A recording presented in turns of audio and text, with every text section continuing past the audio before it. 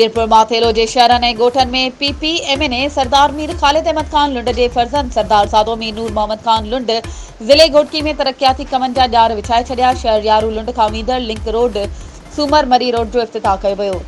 इफ़्तिताही तक़रीब में शरीक मोहम्मद असलम खान लुंड, मोहम्मद हसन लुंड, ग़ुलाम मुस्तफ़ा लुंड, शबीर अहमद लुंड, सैयद ज़ुल्फ़कार शाह, डॉक्टर इनाम लुंड, दरिया खान लुंड, ग़ुलाम मुर्तज़ा, ग़ुलाम मुस्तफ़ा लुंड, मुमताज़ अली लुंड, उस्ताद अब्दुल्ला लुंड ऐं ॿिया केतिराई मोज़िज़ माण्हू गॾु हुआ।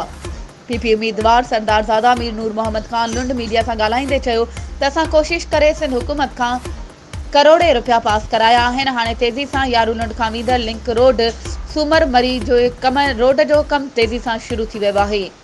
अॻ में बि ज़िले घोटकी जा तरक्याती कम अरबें रुपयनि जा कराया आहिनि, जंहिंमें टफ टाइल, RO प्लांट ऐं ॿिया तरक्याती कम मुख़्तलिफ़ ॻोठनि ऐं शहरनि में हली रहिया आहिनि। हुननि वधीक चयो त असां हमेशह आवाम जी ख़िदमत कई आहे ऐं कंदा रहंदासूं। घोटकी जी आवाम लाइ असांजा बंगलनि जा दरवाज़ा खुलियल आहिनि। साईं ॾिसो न, इहे रस्ता तव्हां हिते अॼु खां 15-20 साल थी विया आहिनि जेके रस्ता मुतासिर हुया। हिते पहले बि असां जॾहिं असांजो 2000 आख़िरी दौर हुयो वॾे जो, त हुनमें इहे असां स्कीम सॼियूं प्रपोज़ कयूंसीं। पोइ कई सियासी इंतकामी कार्रवाई थियूं जंहिंमें इहे पैसा खणिजी विया आहिनि रोडनि ते।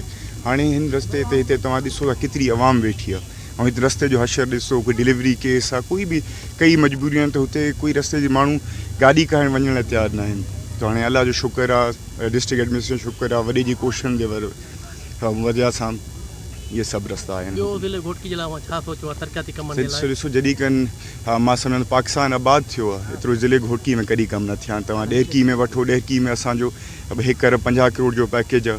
मीरपुर माथेलो में वञो, असांजो 40 करोड़ जो पैकेज आयल आहे। बावड़े जे लाइ हाणे 70 करोड़ जो पैकेज लाइ असांजी कोशिशि, असांजी जदोजहद आई पंहिंजे 204 जी आवाम जे लाइ, घोटकी जी आवाम जे लाइ। वधीक ख़बरुनि ऐं अपडेट्स जे लाइ असांजे चैनल खे सब्सक्राइब कयो ऐं हा, बेल आइकन खे प्रेस करणु न विसारिजो त जीअं असांजी हर नई अचण वारी वीडियो तव्हां ताईं पहुची सघे।